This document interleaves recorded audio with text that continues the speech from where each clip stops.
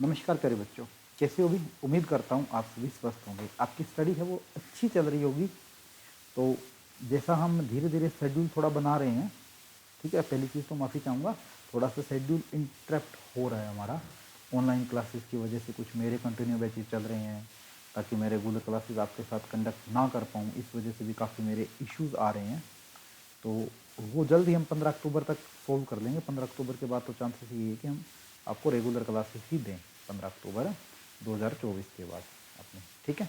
क्योंकि फिर उसके बाद में जो हमारे बैचेज है वो कंप्लीट हो जाएंगे, उसके बाद में हम करेंगे। आज हम करने वाले हैं 2019 वाले स्टेट की, हालांकि वो 2018 का स्टेट था, ठीक है, जो 2019 में कंडक्ट करवाया गया था जनवरी के अंदर, ठीक है। उस स्टेट के क्वेश्चंस का सॉल्यूशंस करेंगे। चलिए जी, बिना टाइम गवाए हुए हम पहले क्वेश्चंस पर बढ़ते हैं। फर्स्ट क्वेश्चन क्या दिया हुआ है कि इनमें से कौन सा युग्म मानव के अवशोषी अंगों का उदाहरण है। मतलब अवशोषी अंग पहली चीज तो कौन सी होती है, जो क्या करे, किसी चीज का अवशोषण करे। अवशोषण का मतलब जो किसी चीज को ग्रहण करने में मदद करे। मतलब अवशोषी अंग, जैसे मान लो मैं बात कर रहा हूँ कि आंख है, तो आंख तो देखने का काम कर रही है, मतलब जिससे हमें पोषण मिले। जैसे मुंह है, जैसे मुंह से हमें क्या मिलता है, पोषण मिलता है, ठीक है। कान, ठीक है, कान से सुनने का काम होता है, ठीक है। मतलब जिन चीजों से हम ग्रहण कर रहे हैं किसी चीज के बारे में, वो चीज हमारी कौन सी होती है, अवशोषी अंग होती है। क्लियर है। लेकिन ऐसा तो कुछ है ही नहीं अवशोषी अंग, या दे रखा है अवशोषी अंग ऐसा, बिल्कुल दे रखा है जी, ठीक है। पिन्ना मसल्स जो कि कान में पाई जाती है, कर्णपली जो पेशियां है वो है, ठीक है। और अनुत्रिक्स जो है कान का, तो मैंने एज इट इज एग्जाम्पल दे ही दिया था, ठीक है। तो वो चीज मेरी क्या रहेगी, अवशोषी अंग रहेगा। मतलब इसका सीधा सा आंसर रहेगा अपने पास ए इसका करेक्ट आंसर रहेगा। चलिए जी अगले क्वेश्चन पर बढ़ने, कोई जहां ज्यादा जरूरत पड़ेगी हम करेंगे। सेकंड क्वेश्चन मतलब 92 क्वेश्चन, ठीक है। 92 क्वेश्चन में क्या दिया हुआ है कि सीएनजी, डीजल तथा पेट्रोलियम में उचित कार्बनिक परमाणुओं की संख्या का सही क्रम बताइए। मतलब कि जिसके अंदर सबसे ज्यादा कार्बन है उसके बारे में बताइए। जैसे मैं डीजल की बात करूं, क्लियर है, मैं सबसे पहले बात कर रहा हूं डीजल की। डीजल के अंदर मैं अगर कार्बन की बात करूं तो डीजल के अंदर ये क्लास 8 में एजीटी छपा हुआ है। एजीटी क्लास 8 के अंदर कोयल एंड पेट्रोलियम वाले चैप्टर के अंदर एजीटी दे रखा है। कार्बन 15 टू कार्बन 18 होता है इसके अंदर। कार्बन 15 टू कार्बन 18 तक इसके अंदर होता है। उसके बाद में मैं बात कर रहा हूं पेट्रोलियम की। जैसे पेट्रोल हम बोल रहे हैं, पेट्रोलियम में तो सारे ही आते हैं। पेट्रोल में होता है कार्बन 6 से कार्बन 9 तक। क्लियर है जी, कार्बन 6 से कार्बन 9 तक होता है।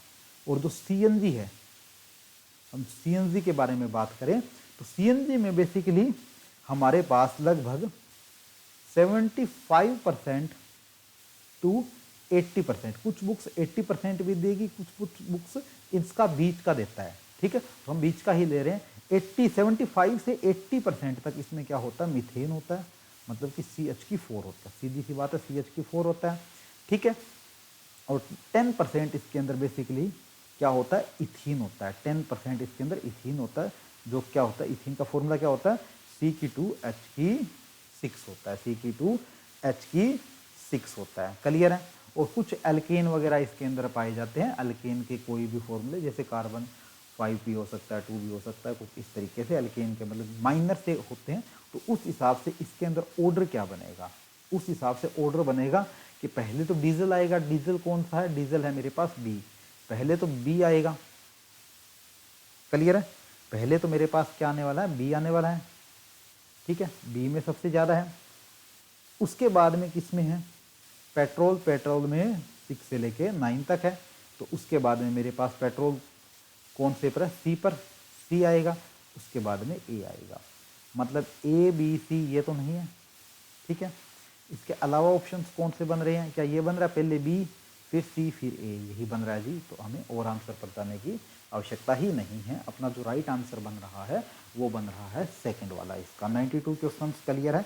उम्मीद करता हूं आपको 92 क्वेश्चन से क्लियर हुआ है। चलिए जी 93 क्वेश्चन पर बढ़ते हैं मेरे प्यारे बच्चे। 93 क्वेश्चन क्या बोलती है, क्या बोलता है कि कोई एक मेरे पास है लिस्ट दे रखी है ठीक है, फर्स्ट और सेकंड जो हमें करेक्ट बताना है, फर्स्ट और सेकंड लिस्ट के अकॉर्डिंग हमारे पास है करेक्ट बताना है कि वो चीज़ कौन सी है या किस तरीके से है। चलिए जी, करेक्ट हम बताने की कोशिश कर रहे हैं कि कौन सी है। एक साइड तो हमारे पास मोनोमर की लिस्ट दे रखी है, दूसरी साइड हमारे पास पॉलीमर की लिस्ट दे रखी है। ये as it is class 12th के अंदर है, जो पॉलीमर नाम से चैप्टर है उस चैप्टर से कॉन्सेप्ट लिया गया है। ठीक है, जैसा कि जो एस्टेट है, एस्टेट के अंदर जो 9th से 12th तक का सिलेबस है पूछा जाता है, 9th से 12th तक का सिलेबस है पूछा जाता है, तो उसके बारे में हम कुछ नहीं कह सकते क्योंकि ये 9th से 12th तक का सिलेबस पूछा गया है। तो 9th से 12th तक का सिलेबस अगर पूछा गया है तो वहाँ से हमें करना ही पड़ेगा। हम एक चीज़ यहाँ से उठाएंगे, याद करने का सबसे बेस्ट तरीका है कि पहले एक पॉइंट उठा लो कोई बीच का था, जैसे पीवीसी है, पीवीसी को हमने देखा होगा कि पॉलीविनाइल क्लोराइड बोला जाता है, पीवीसी को पॉलीविनाइल क्लोराइड बोला जाता है। ठीक है, पीवीसी को पॉलीविनाइल क्लोराइड बोला जाता है। तो पॉलीविनाइल क्लोराइड का दूसरा नाम और क्या है, मतलब इसका मोनोमर कौन सा हो सकता है? ये तो पॉलीमर है, मतलब बहुत सारे इसमें पॉलीविनाइल क्लोराइड है, तो इसका जो मोनोमर होता है ना वो कौन सा होता है? क्लोरोइथीन होता है, क्लोरोइथीन होता है, क्लोरोइथीन होता है। पहली चीज तो ये ध्यान कर लेना कि पॉलीविनाइल क्लोराइड का जो पॉलीमर होता है जो क्लोरोइथीन होता है। ठीक है, इसका जो पॉलीमर है वो क्लोरोइथीन है। क्लियर है? जो नाइलॉन 6 है, नाइलॉन 6 बेसिकली रबड़ का होता है। ठीक है, रबड़ की तरह होता है। नाइलॉन जो 6 है इसका पॉलीमर कौन सा है? इसका पॉलीमर आइसोप्रोपीन है। ठीक है, आइसोप्रीन्स, इसका पॉलीमर कौन सा? आइसोप्रीन। ठीक है, आइसोप्रीन है। ये दो मैच कर लो, इसके बाद हम आगे बढ़ेंगे। जैसे फोर्थ है वो ए पर जा रहा है, इनमें से देख लो कि फोर्थ एक पर जा रहा है, मतलब ए है वो फोर्थ पर जा रहा है, ए है वो फोर्थ पर जा रहा है। ये नहीं हो सकता, ए और डी नहीं हो सकता, दो तो अपने पास चांसेस बन रहे हैं। इसके बाद में सी है वो 3 पर जा रहा है, सी अपना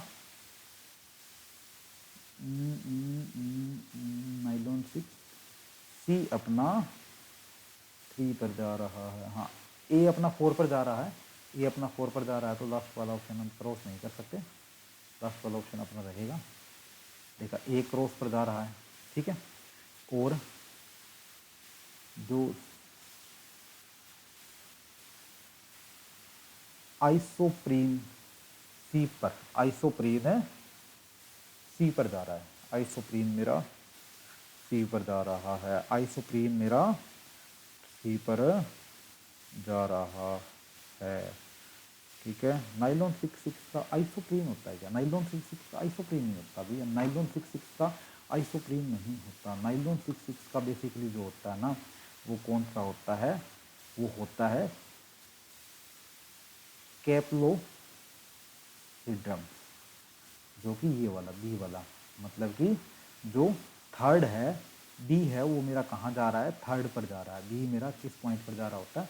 थर्ड पर जा रहा होता है। इसमें है क्या? बी मेरा थर्ड पर, बी यहाँ पर थर्ड पे जा रहा है, और तो कोई ऑप्शन नहीं है ना, इसमें बी थर्ड पे जा, इसका ऑप्शन ये आएगा बी। क्लियर है? इसका ऑप्शन ये आएगा। थोड़ा सा ये कॉम्प्लिकेटेड क्वेश्चन है अपने आप में, इनके मोनोमर वगैरह याद करना पड़ेगा, और ये याद ही करना पड़ेगा, इसमें ऑप्शन नहीं है। ये 5 क्वेश्चन को मिक्स करके एक क्वेश्चन दिया हुआ है। चलिए जी, question number 94, for the reactions, एक रिएक्शन दे रखी है, खूबसूरत सी क्वेश्चन 94 क्वेश्चन के अंदर एक रिएक्शन दे रखी है। उस रिएक्शन के बारे में बोला गया है कि एक रिएक्शन है जिसके अंदर जो हाइड्रोजन है वो इतनी कैलोरी एनर्जी रिलीज करता from the following correct statements.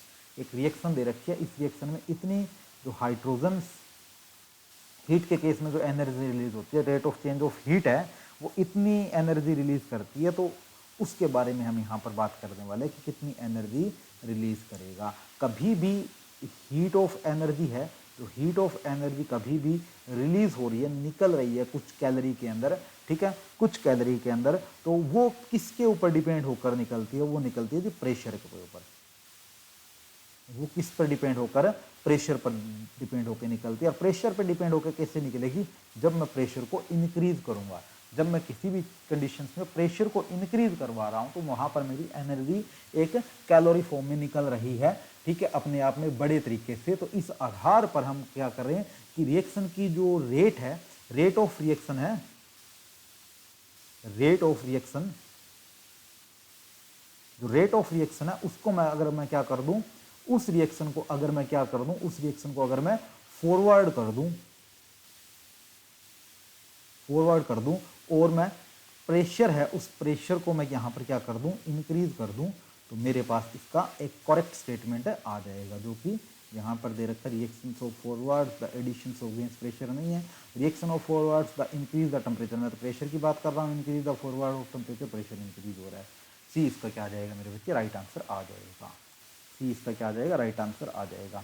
Which of followings, ठीक है, strategies are useful for a providing oxidation of a foods, ठीक है, मतलब कि निम्नलिखित में से कौन से तरीके खाद्य पदार्थों के ऑक्सीकरण को रोकने के लिए उपयोगी है, मतलब ऑक्सीडेशन ना हो, कौन से ऐसे तरीके हैं जिनसे मैं रोक सकता हूं, कौन से तरीके हैं ऑक्सीकरण की प्रतिरोधी पदार्थों का उपयोग करके, मतलब कई बार गेहूं वगैरह खराब हो जाती है तो उस टाइम हम इस ऐसी कंडीशंस अप्लाई करते हैं, मतलब उसमें कुछ ऐसी दवाइयाँ वगैरह डाल देते हैं, दवाइयाँ डालने के बाद में वायु अवरोधी बना देंगे उसे, मतलब कि हम पूरा उसको मिट्टी वगैरह से पैक कर देंगे, आप अपने पेरेंट्स से पूछोगे मिट्टी वगैरह से पैक कर देंगे। एक्रिया गैस युक्त फ्लश बैगों का उपयोग करके, मतलब जहाँ पे कोई गैस वगैरह ना घुसे अंदर, ठीक है, ऐसे बैग यूज करके भी हम कर सकते हैं। बफर विलियन का उपयोग करके भी, मतलब ये अपने आप में है कॉस्टली, लेकिन इससे भी हम बचा सकते हैं। तो सारे ही अपने आप में सही पॉइंट पे लग रहे हैं, ताकि गेहूं खराब ना हो, तो उसको बचाने के लिए क्या क्या यूज कर सकते हैं। तो इसका आंसर तो ऑल ऑफ दीज ही माना है उन्होंने, और यही होना चाहिए, बिल्कुल ऑल ऑफ दीज ही माना गया है, और आंसर भी यही होगा इसका। बताइए जी यहाँ तक, बताओ जी अगले क्वेश्चन का आंसर। क्वेश्चन नंबर 96 आपके पास है, फिजिक्स का आ चुका, अपने सब्जेक्ट का आ चुका। इस क्वेश्चन को तो धज्जियां उड़ा दो भाई, इस क्वेश्चन के लिए।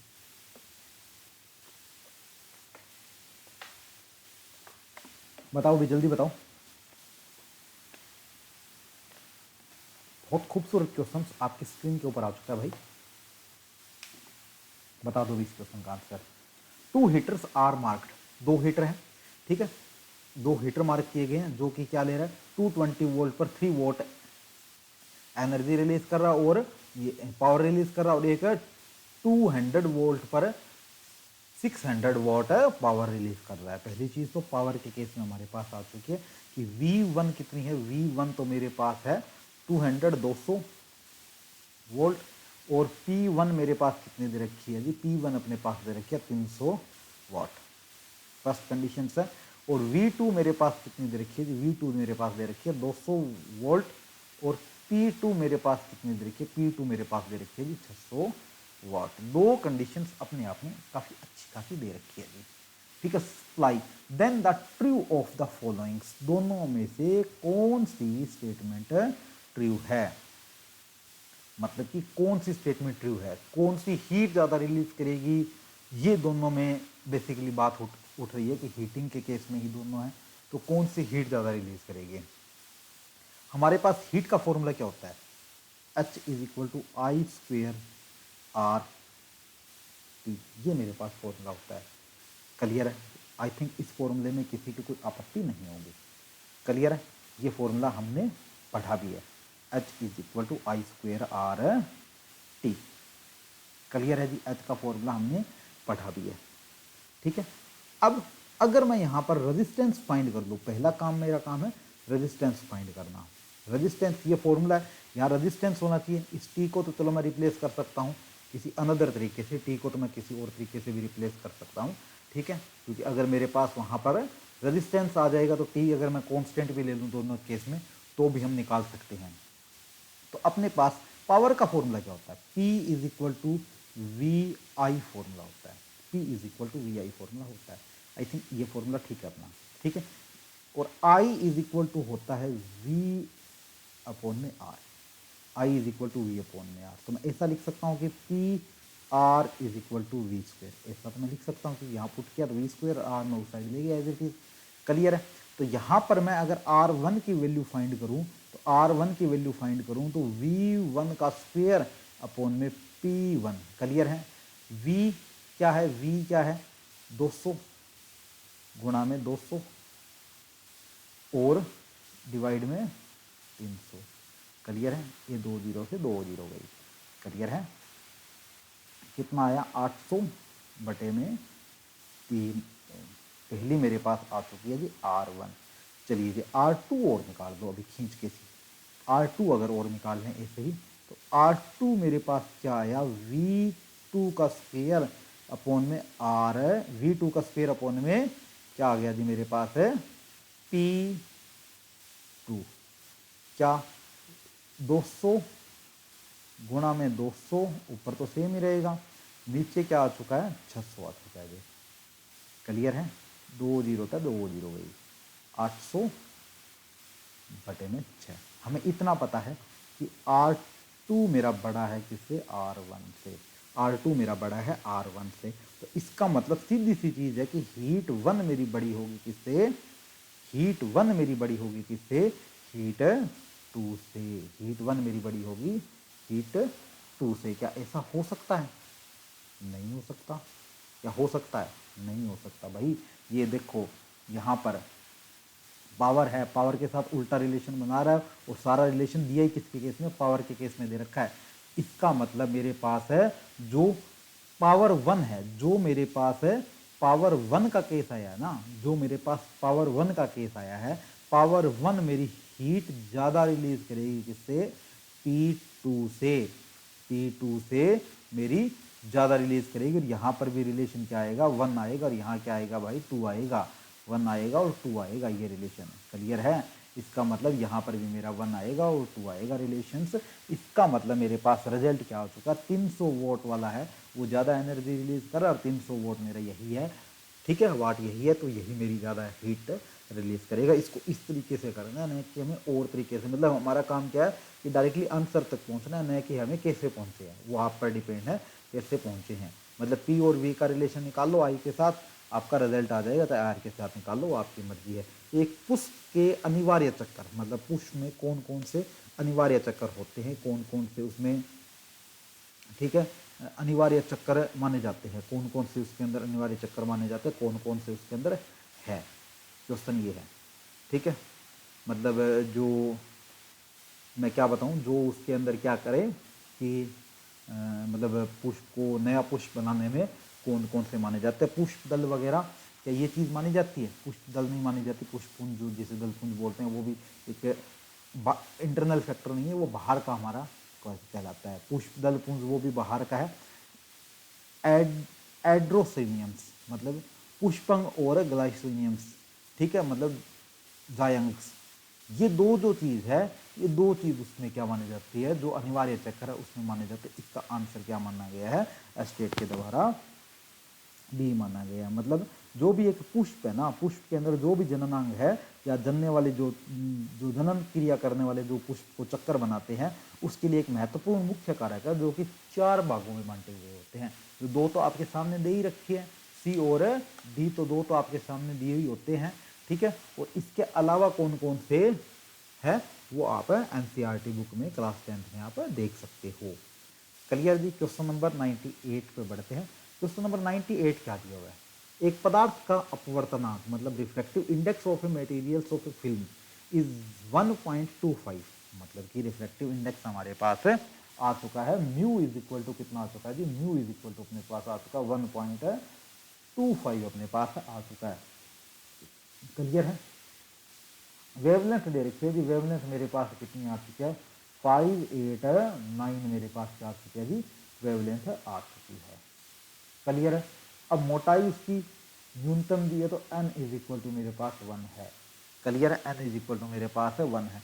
आपने एक फॉर्मूला किया था कि 2ut cos theta is equal to n lambda, class 11 chapter oscillations and waves वाले जो लास्ट के 2 चैप्टर है उनसे। क्लियर है। इफ अगर मैं क्या कर दूं, थीटा इज इक्वल टू अगर मैं वहां पर 0 कर देता हूं तो मेरे पास रिजल्ट क्या है यार, 2 इंटू 1.25, क्लियर है, into T cos 0 1 is equal to 1 और लैम्डा की वैल्यू कितनी है जी मेरे पास 589। तो यहाँ से टी की वैल्यू मेरी कितनी आई 589 सवा को 2 से गुना करोगे तो 2.5 2.5 जो वैल्यू मेरे पास कितनी आई 236 अप्रोक्सीमेट कितनी आ जाएगी 236 नैनोमीटर दे रखा है। क्लियर है, अप्रोक्सीमेट आ रही है ये 236 नैनोमीटर। ठीक है, इसका आंसर क्या आ जाएगा जी मेरे बच्चे डी इसका आंसर आ जाएगा। क्लियर है। चलिए जी क्वेश्चन नंबर, ऐसे क्वेश्चन बहुत सारे आए हुए हैं आपके सिलेबस में। मतलब कि ब्रास है वो किन किन चीज़ों से मिलकर बना होता है, ब्रास है वो किन किन चीज़ों से मिलकर बना होता है। वो ब्रास मतलब मैं पीतल की बात करूं, ठीक है, मैं अगर ब्रास की बात करूं तो brass basically copper and zinc से मिलकर बना होता है। ब्रास की अगर मैं बात करूं तो कॉपर एवं जिंक से मिलकर बना होता है। ब्रॉन्ज, ठीक है, ब्रॉन्ज। कांसे की अगर मैं बात करूं तो ये कॉपर और एसन से बना होता है। क्लियर है। इसके बाद अगर मैं बात करूं डेलोरेनियम्स,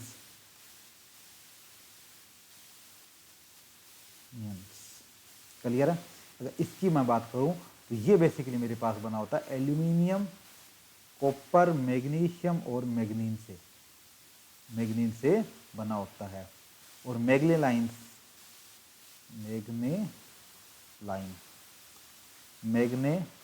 की अगर बात करूं तो एल्यूमिनियम और मैग्नीशियम से बना होता है।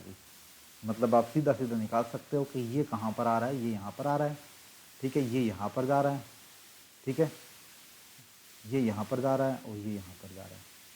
क्लियर है। ए 4 पर जा रहा है, ए 4 पर जा रहा है, ठीक है, बी और सी में से होना चाहिए। क्लियर है। फिर उसके बाद में बी है वो 1 पर जा रहा है, बिल्कुल जी, बी वो 1 पर जा रहा है, ठीक है। उसके बाद में सी है वो 2 पर जा रहा है, बिल्कुल सही है जी। और डी है वो 4 पर जा रहा है, बी इसका क्या आ जाएगा, राइट आंसर आ जाएगा। क्लियर है, राइट आंसर आ जाएगा। बताओ भाई, आपसे विनम्र निवेदन है मेरे बच्चे कि 3D साइंस की यूट्यूब चैनल को सब्सक्राइब कर लीजिए। अगर आज क्लास परफेक्ट चलती है, सही होती है क्लास के अंदर, तो हम रेगुलरिटी ही इस क्लास को शुरू कर देंगे। 2 दिन में इससे पूरे के पूरे पेपर को उड़ा देंगे। क्लियर है। 10 क्वेश्चन हमने कर दिए और पता भी नहीं चला कि हमने 10 क्वेश्चन कब कर लिए। ठीक है जी, आगे बढ़ते हैं क्वेश्चन नंबर 100 नंबर क्वेश्चन पे। वह यौगिक जिसमें धनायन के साथ सम इलेक्ट्रॉनिक्स भी होते हैं। The compounds in which contains the iso electronic with anions, iso electronic with anions भी होते हैं। आइसो इलेक्ट्रॉनिक विद एनायंस की बात कर रहा है ये। क्लियर है, आइसो इलेक्ट्रॉनिक विद एनायंस की बात हो रही है। ठीक है, आइसो इलेक्ट्रॉनिक विद एनायंस की यहाँ पर बात हुई है। तो आइसो इलेक्ट्रॉनिक विद एनायंस अगर मैं बात करूं तो ऐसी कौन सी स्टेट आएगी जहां पर कोई ना कोई एनायंस मिलेगा। एनायंस, आइसो इलेक्ट्रॉनिक एनायंस का मीनिंग क्या है कि जहां पर नंबर ऑफ इलेक्ट्रॉन्स है ना, वो नंबर ऑफ इलेक्ट्रॉन्स स्टेबिलिटी से ज़्यादा है। मतलब मैं बात करूँ स्टेबिलिटी से ज़्यादा है। जैसे एग्जांपल इसका ले लूँ मैं, सोडियम है, इसके पास 1 इलेक्ट्रॉन पर, क्लोरीन के पास 1 इलेक्ट्रॉन्स की कमी है। क्लियर है, अगर वो स्टेबिलिटी दिखाता है तो इक्वल है ना ऊपर ऊपर दोनों के पास में। ठीक है, इसी तरीके से आयोडीन के केस में भी है, 1 है दोनों के पास, कोई दिक्कत नहीं है। इसी तरीके से एस और एफ के बीच में भी 1 है। उसी तरीके से जो पोटेशियम है, पोटेशियम के ऊपर तो 1 है, लेकिन सल्फर के ऊपर कितने हैं, सल्फर के ऊपर 2 है, क्योंकि सल्फर की होती है 2 8 6, जो कि कितने नंबर पर है, 16 पर। और पोटेशियम कितने नंबर पर होता है, 19 पर होता है, जिसकी क्या होती है 2 8 8 8 और 2 10 और 8 18 18 और 1 19। मतलब कि अनस्टेबिलिटी दिखा दी ना, यहाँ वैसे भी स्टेबल है, लेकिन अनस्टेबिलिटी का यहाँ मीनिंग, आइसो इलेक्ट्रॉनिक्स का मीनिंग क्या है कि वहाँ पर इलेक्ट्रॉन्स क्या है, दूसरे के पास है जितने इलेक्ट्रॉन्स है वो स्टेबिलिटी नहीं दिखा रहा और एक स्टेबल तरीके से नहीं शो हो रहा। स्टेबिलिटी का यहाँ मीनिंग वैसे नहीं है कि कहीं बोल दो कि H2 है वो तो स्टेबल है, लेकिन फिर भी आपने उसे ऐसे कैसे बोल दिया कि अनस्टेबिलिटी है। यहाँ अनस्टेबिलिटी का मीनिंग ये है कि जहाँ नंबर ऑफ इलेक्ट्रॉन्स है दोनों साइड है, रिक्वायरमेंट उतनी की है और उतने ही उसके पास है। मतलब कि जो मैं बात करूँ यूनिफॉर्म सिस्टम होना, वो ये एक यूनिफॉर्म सिस्टम यहाँ पर थोड़ा सा नहीं बना रहा, इस वजह से इसका आंसर क्या है जी मेरे बच्चे, सी है इसका आंसर। चलिए जी क्वेश्चन नंबर 101 पर बढ़ते हैं। बताओ जी, मेंढक के हृदय में उपस्थित हृदय पेशी तंतुओं की बनी होती है। इन तंतुओं को कहते हैं, in a frog hearts there are a cardinals muscles with consist of fibres is called क्या कहलाती है? ठीक है, क्या कहलाती है? जो मेंढक का जो हृदय है ना, हृदय में क्या चीज होती है? कोल्यूमेनाइंस जो कॉर्नी है, ये पहली चीज तो उपस्थित होगी इसके अंदर। ठीक है, जो ट्रेवुलेट्स तरीके से रिप्रेजेंट की जाती है। किस तरीके से? ट्रेवुलेट या ट्रेवुकले नामक है, उससे ये क्या करती है? रिप्रेजेंट करके जाती है। क्लियर है? और इसका जो आकार है ना, आकार, वो आकार निश्चित नहीं होता, मतलब नोट फिक्स है, निश्चित नहीं होता, मतलब इसका आकार है ना, ठीक है, नोट फिक्स्ड है। इसका जो आकार है वो भी, मतलब इसकी जो शेप है वो भी नोट फिक्स है। ठीक है, और जो इसका हार्ट है वो भी क्या, एक स्पंज तरीके से है, स्पंदन के आकार का या उस प्रकृति का बेसिकली ये माना जाता है। ठीक है, हालांकि ये तो हमने पहले ही कर लिया था, इसका डी आंसर है, लेकिन ये इसके बारे में एक्स्ट्रा अगली बार हो सकता है कि इनमें से क्वेश्चन भी आ जाए। क्लियर है जी? जिस बच्चे ने चैनल को सब्सक्राइब नहीं किया, वो इस चैनल को, आपसे विनम्र निवेदन है कि वो इस चैनल को सब्सक्राइब कर ले। क्वेश्चन आगे आ चुका है कि एक printed page capped is passed by a glass tubes. ठीक है, ग्लास ट्यूब्स मतलब कि वहाँ पर यू कितना दे रखा है? यू मेरे पास दे रखा है 1.5। ठीक है, तो एज उसकी कितनी दी हुई है? एज मेरे पास दे रखी है उसकी 6.0 सेंटीमीटर। क्लियर है जी? 6.0 centimetre. Printed letters appear shifted from A view, मतलब कि खिसके हुए उसे कितनी दूर दिखाई देंगे? खिसके हुए से कितनी दूर दिखाई देंगे? रिफ्रैक्टिव इंडेक्स का मीनिंग क्या होता है? रिफ्रैक्टिव इंडेक्स का मीनिंग होता है कि x1 अपॉन में x2 is equal to mu, ऐसा बताया जाता है रिफ्रैक्टिव इंडेक्स के मामले में। ठीक है, बाद का निकालना है, बाद का निकालना है, तो ये बेसिकली होता मेरे पास है x1 अपॉन में x2 अपॉन में x1 है। तो बाद का निकालना है, तो मेरे को निकालना किस तरीके से है बताओ जी? बाद का निकालना है, तो बाद का निकालने का मेरा मीनिंग ये हो जाता है कि जो मेरे पास बाद में, मतलब लास्ट में जो रिजल्ट आ रहा है, ठीक है, रिजल्ट आ रहा है, तो x2 मेरे पास कितना दे रखा है? x2 तो मुझे दे रखा है कितना? 6। x1 मुझे यहाँ रिप्रेजेंट करके चलना, कितना आएगा? x2 6 अपॉन में x बोल सकता हूँ मैं इसे, और म्यू की वैल्यू कितनी दे रखी है? 1.5। क्लियर है? 1.5। तो x की वैल्यू कितनी है? 6 अपॉन में 1.5, जो कि कितनी है? 4 सेंटीमीटर। ये यूनिट अगर ऊपर में सेंटीमीटर ले रहे हो ना, तो ऑटोमेटिक सेंटीमीटर बन जाएगा। क्लियर है? सेंटीमीटर बन जाएगी, क्योंकि इसकी तो यूनिट होती नहीं कोई रिफ्रैक्टिव इंडेक्स की। तो इसका आंसर क्या आ जाएगा? 4 सेंटीमीटर। तो इसमें आंसर ही नहीं दे रखा भाई। ठीक है, 4 सेंटीमीटर आ जाएगा। क्लियर है? लेकिन इसमें बोलना क्या है? मुश्किल, ठीक है, मुद्रित आकार किस मान से खिसके हुए दिखाई देंगे? किस मान से खिसके हुए दिखाई देंगे? वो कितनी दूर दिखाई देंगे? पहले कितनी दे रखी थी? 6। तो x2 minus x is equal to, जो आंसर आएगा मेरा वो कितना? 6 minus 4 is equal to 2 centimetre. इसका आंसर क्या आ जाएगा? 2 सेंटीमीटर। ठीक है, 2 सेंटीमीटर इसका आंसर आ जाएगा। एक्साइटमेंट में कहीं 4 दिया हुआ वो और आप उसको चेप दो तो कहीं गलत मत कर देना, क्योंकि मैं भी जल्दी जल्दी में यही करने वाला था आपके आगे। क्लियर है? क्वेश्चन नंबर 103 आपके स्क्रीन के ऊपर आ चुका है। जल्दी से इस क्वेश्चन का आंसर बताओ भाई, क्या दिया हुआ है? क्वेश्चन दिया हुआ, मलेरिया के दौरान मच्छर द्वारा रुधिर में छोड़ा जाने वाला उत्पाद जिससे सीरिन या ज्वर होता है, ठीक है, कौन सा ऐसा उत्पाद है जो मलेरिया द्वारा छोड़ा जाता है, जिससे कंपी हो जाती है? कौन सा होता है? कौन सा होता है? बेसिकली होता तो सबको ही पता है कि हीमोजाइंस होता है। ठीक है, और होता किससा है, किससे है ये? प्लाज्मोडियम जो है, मादा एनाफ्लीज मच्छर नाम से, जो एक डंक छोड़ती है, अपनी लार छोड़ती है, उस लार से बेसिकली ये रोग होता है। प्लाज्मोडियम है जो एक आपकी एक मादा एनाफ्लीज है, उस मादा एनाफ्लीज अपनी लार से प्लाज्मोडियम नाम से एक संक्रमण, एक ऐसा वायरस छोड़ती है अपने लार के थ्रू, जिससे वो क्या हो, हमें मलेरिया वगैरह हो जाता है, जिससे हमें दस्त और बुखार होने की शिकायत हो जाती है। क्लियर है भैया आंसर? कोई दिक्कत किसी बच्चे के यहाँ तक? चलिए जी, क्वेश्चन नंबर 104 बताओ। ठीक है, वनोन्मूलन के फलस्वरूप नहीं होता, वनोन्मूलन के फलस्वरूप नहीं होता, डिफोर्टेशन डज नॉट रिजल्ट इन, मतलब कि डिफोर्टेशन है, मतलब कि जो वन है, वन कम हो रहे हैं, या वन के बारे में कौन सी चीज है इसमें से सत्य है।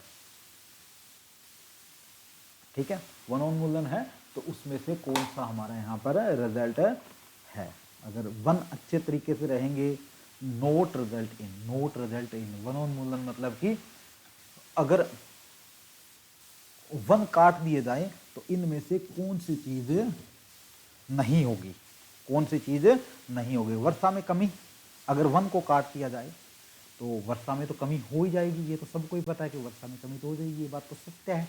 ठीक है, इंक्रीज द सोइल्स इरोजन, मतलब कि जो अपर्दन क्षमता वो भी क्या हो जाएगी, वृद्धि हो जाएगी उसके अंदर। और भूजल स्तर है उसमें क्या होगी, क्या वो बढ़ेगा? नहीं, वो चीज क्या होगी मेरी, डिक्रीज होगी, वो चीज मेरी क्या होगी, डिक्रीज होगी। और पृथ्वी का जो तापमान है, टेम्परेचर ऑफ अर्थ है, वो तो मेरा इंक्रीज हो ही जाएगा ना, टेम्परेचर तो इंक्रीज हो ही जाएगा। जैसा इस साल आपने देखा होगा कि आपने वन क्षेत्र वगैरह है, वहां से वनों को काट दिया गया, तो कार्बन डाइऑक्साइड है वो मेरी बहुत ज़्यादा बढ़ गई थी। उस टाइम में कार्बन डाइऑक्साइड बहुत ज़्यादा बढ़ गई थी। टेम्परेचर था, वो टेम्परेचर में भी चेंजमेंट आके टेम्परेचर भी मेरा वहाँ पर काफ़ी ज़्यादा मात्रा में बढ़ गया था। तो इसका जो राइट आंसर बन रहा है वो राइट आंसर सी बन रहा है जिसका। क्लियर है? चलिए जी, क्वेश्चन नंबर 105। ठीक है, सबमेट्रिक का स्पम में रूपांतरण होता है, मतलब कि ये किस चीज़ का, ये एक बायोलॉजिकल क्वेश्चन है। इसको आंसर आप करने की कोशिश करना कि जो शुक्राणु वगैरह है, पहली चीज़ तो कितने शुक्राणु होते हैं, मतलब 22 तो इसके अंदर सेम पेयर होते हैं, प्लस एक मेरे पास क्या होता है, डिफरेंट पेयर होता है। जैसे फीमेल है, फीमेल के अंदर कौन सा होता है, फीमेल के अंदर मेरे पास फीमेल के अंदर कौन सा होता है, फीमेल के अंदर होता है मेरे पास एक्स एक्स, जो जो थर्ड है ये एक्स एक्स होगा। और मेल के अंदर कौन सा होता है, मेल के अंदर कौन सा होगा, एक्स और वाई। ठीक है, एक्स और वाई। अगर इसका एक्स और इसका वाई अगर होगा तो बेबी बॉय होगा, बेबी बॉय होगा। और इसका एक्स और इसका एक्स और इसका एक्स अगर जुड़ते हैं तो बेबी गर्ल्स होगी। इसका एक्स और इसका वाई अगर जुड़ते हैं तो बेबी बॉय का जन्म होता है। ठीक है, बेबी बॉय का जन्म होता है। होते 22 तो सेम है और 23वां डिफरेंट होता है जो एक्स वाई में होता है। टोटल होते कितने हैं, टोटल ये पेयर होते हैं कितने, 23 पेयर होते हैं। अब 23 को 2 से मल्टीप्लाई कर दो क्योंकि एक्स वाई है, तो कितने होंगे, 46 हो गए। 46 से सिंड्रोम्स इसके अंदर पाए जाते हैं। क्लियर है जी? ठीक है, इसका आंसर क्या आ जाएगा जी, बी इसका राइट आंसर आ जाएगा। क्वेश्चन नंबर 106, जल्दी से बताओ 106 का आंसर क्या है। व्हेन एन इंडक्टर्स, ठीक है, inductors L and a resistance या resistances are series to connected, मतलब कि ये एलसीआर से रिलेटेड है टॉपिक। ठीक है, क्लास 12 के अंदर है, चैप्टर 6 या 7, 6 चैप्टर है। ठीक है, ये मेरे पास क्या दे रखा है, एल दे रखा है, और ये मेरे पास क्या दे रखा है, आर दे रखा है। एल और आर मुझे गिवन है। करंट कितना दे रखा है इसमें, करंट दे रखा है 5 एम्पियर। आई की वैल्यू कितनी है जी, 0.5 एम्पियर मुझे यहाँ पर दे रखा है। वी कितना दे रखा है, 12 वोल्ट दे रखा है। वी कितना दे रखा है जी, 12 वोल्ट दे रखा है। क्लियर है? फ्रीक्वेंसी कितनी दी हुई है, फ्रीक्वेंसी दे रखी है जी 50 हर्ट्ज, 50 हर्ट्ज दे रखी है। और एंगल ऑफ रेडियंस, एंगल कितना दे रखा है, रेडियन में दे रखा है एंगल, जो कि कितना π/3। ठीक है, इसको चेंज करोगे तो ये कितना आ गया, 60 डिग्री आ गया। आई इज इक्वल टू, मेरे पास फॉर्मूला क्या होता है, एलसीआर सर्किट का फॉर्मूला होता है। ये प्रूव आपको यूट्यूब चैनल के ऊपर एलसीआर नाम से एक क्लास मिल जाएगी, +2 की प्लेलिस्ट है, उसके अंदर है ये टॉपिक पूरा का पूरा। जो L square omega square plus R होता है। क्लियर है, आर स्क्वेयर होता है। इसका आप होमवर्क आपके लिए इस क्वेश्चन को खुद करने की ट्राई करना। ठीक है, नहीं मिलेगा तो इसके ऊपर मैं एक शॉर्ट्स बना दूंगा अलग से, उस शॉर्ट वीडियो से आपका ये टॉपिक क्लियर हो जाएगा परफेक्टली। एक सेकंड में चेक कर लेता हूँ ऑडियो और वीडियो क्वालिटी परफेक्ट चल रही है क्या आपके पास, उसमें किसी प्रकार का कोई दिक्कत ना हो, ताकि हम बखूबी अपना अच्छे से कर सके क्लास को। चलिए जी, किसी प्रकार की कोई दिक्कत नहीं है, बिल्कुल परफेक्ट चल रही है जी क्लास अपनी। क्वेश्चन नंबर 107, तुर्क के विपरीत ध्रुवों की सूक्ष्म नलिकाएं यह अर्धसूत्र के गति बिंदुओं से जुड़ती है। यार देखो कितना मतलब क्यों तुर्कु, ये क्या शब्द दे रखे हैं, कभी पढ़े ही नहीं होंगे आपने। ठीक है, कोई तो समझेगा कि जो ये क्वेश्चन दे रखा है, ये क्वेश्चन किस तरीके से है। ठीक है, किस तरीके से सूत्र दिया, ये क्वेश्चन दिया हुआ है। ठीक है, the microtubules are opposite pole of a ship lines to get attach to the, ठीक है, काइनेट्रोसिस सिस्टर्स, ठीक है, क्रोमेटिक ड्यूरिंग्स, मतलब कि वो किस सिस्टम से जुड़ती है। पहली चीज तो ये किससे जुड़ेगी, अपोजिट पोल से जुड़ेगी। बिल्कुल सही बात बोल रखी है जी, अपोजिट से जुड़ेगी। जो होगी क्या, जो मेरे पास है अर्ध गुण सूत्र से जुड़ी हुई होगी, अर्ध जो गुण सूत्र सिस्टम है उससे मेरे पास है जुड़ी हुई होगी। ठीक है, और इस अवस्था में जो ये स्टेट है ना, ये मतलब पूर्ण रूप से स्टेबल होगी। ठीक है, कंप्लीटली ये मेरे पास स्टेज क्या होगी, कंप्लीट ये स्टेबल स्टेट होगी। क्लियर है, कंप्लीट मेरे पास है स्टेबल स्टेट होगी, जिसे मेटाफेज सेकंड बोला जाता है। ये बेसिकली जो मेटाफेज सेकंड स्टेट है उसके अंदर ऐसी चीजें बेसिकली ज्यादातर जुड़ती है। बताओ जी, आगे वाले क्वेश्चन पर बढ़ते हैं। निम्नलिखित में से कौन सा मरुद भेदित के कारण अनुकूलन नहीं है। Which of followings are not adaptations of a xerophytes. इनमें से कौन सा एंटासेप्ट जाइरोफाइट्स नहीं है। ठीक है, मतलब कि मरुद भेदित अनुकूलन के अकॉर्डिंग नहीं है। क्वेश्चन काफी अच्छा है। चलिए इसके अंदर पॉइंट लिख लो पूरा का पूरा। ठीक है, जलोभित जो भी जो टिश्यूज या जो पादप है, ठीक है, जो भी पादप है या पादपों में क्या होगा, बलकुट, ठीक है, में वायुतकों, मतलब गैप इसके अंदर होगा। ठीक है, कि बनी होती है। ठीक है, जिसमें क्या होगा, बड़े बड़े छिद्र भी होंगे, बड़े बड़े होल भी होंगे, छिद्र भी इसके अंदर होगी। ठीक है, इन छिद्र्स को क्या कहोगे, एयर कैविटीज जिसे बोलते हैं। जो ये छिद्र होते हैं, कैविटीज होते हैं, और ये काम क्या करती है, गैस को क्या करती है, गैस को एक्सचेंज करने का काम करती है। ठीक है, गैस को एक्सचेंज काम करने का काम करती है, जिसे हम क्या बोलते हैं, स्टोमेटा बोलते हैं। स्टोमेटा बोलते हैं, इन्हें हिंदी में बोलते हैं रंध्र। इसे हिंदी में क्या बोला जाता है, रंध्र बोला जाता है। क्लियर है जी। तो इसका आंसर क्या आ जाएगा, और ये कहाँ होती है, स्टीम में होती है, तो पता ही है सबको कि ये जो रंध्र है ये कहाँ, ये स्टोमेटा कहाँ पर होते हैं, ये होते हैं स्टीम में। ठीक है, कहाँ, तने में होते हैं, तने में बोल सकते हो, या फिर कहाँ होती है, पत्तियों में बेसिकली पाई जाती है, पत्तियों में ये होती है। ठीक है जी, बताओ जी, आगे बढ़े, जरूर जी आगे बढ़ते हैं। क्वेश्चन नंबर 109 दे रखा, which of followings can not be change easily to the frictions. निम्न में से कौन सा घर्षण द्वारा आसानी से अवशोषित नहीं किया जा सकता।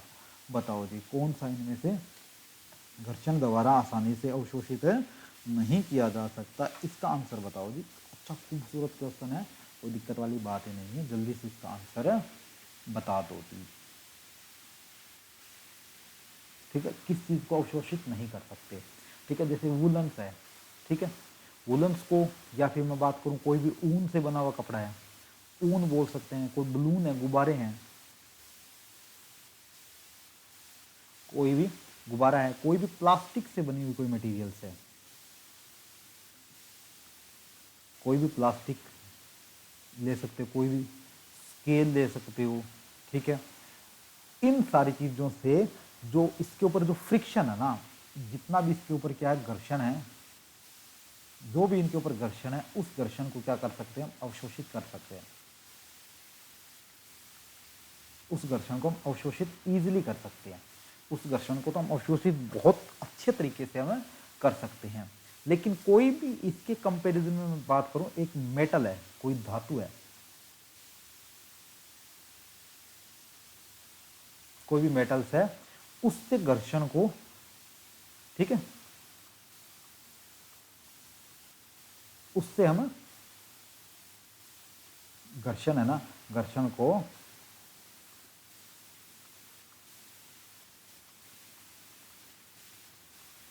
अवशोषित नहीं कर सकते, उससे हम कभी भी घर्षण को नहीं कर सकते। तो इसमें वुलन्स है, कर सकते हैं, वुलन्स, प्लास्टिक स्केल्स, क्लियर है, ये प्लास्टिक स्केल्स वगैरह है, ठीक है।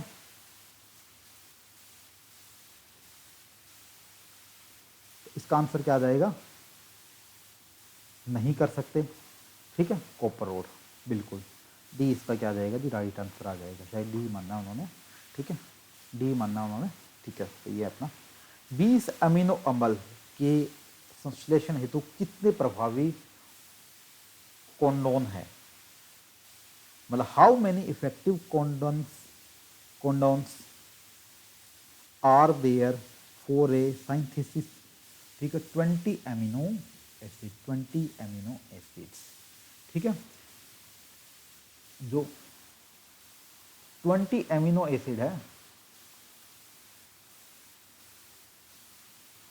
अमीनो एसिड है, उसको अगर मैं सिंथेसिस करूंगा, किसको, कोंडोन्स को, तो मुझे कोंडोन्स के नंबर ऑफ पार्टिकल्स चाहिए होते हैं 61, उसके लिए मुझे नंबर ऑफ पार्टिकल्स चाहिए होते हैं 61, ठीक है। जहाँ पर मेरी हेल्प करेगा कौन, हेल्प करता है मेरी वहाँ पर नाइट्रोजन गैस वहाँ पर बेसिकली हेल्प करता है, जो कि एक बेसिक नेचर के केस में है, इस वजह से, क्लियर, बेसिक नेचर के केस में इस वजह से। और इस चीज़ से बनते क्या है, प्रोटीन टिश्यूज बनते हैं, प्रोटीन्स वहाँ पर बनते हैं, और वही मेरी आगे जाकर हेल्प करते हैं, जिससे मेरे पास कितने बने, कोंडोन्स के नंबर ऑफ 16 से रिक्वायरमेंट हमें अमीनो एसिड को चेंज करवाने में होती है। तो इसका आंसर 64, 32, 41, 61, ठीक है, 61 डी आंसर है। इसका आंसर क्या आ जाएगा जी, डी आ जाएगा, क्लियर है, डी आ जाएगा। बताओ जी, यहाँ तक बताओ, किसी को कोई दिक्कत है तो बताओ जी, जल्दी बताओ। चलिए जी आगे बढ़ते हैं मेरे भाई।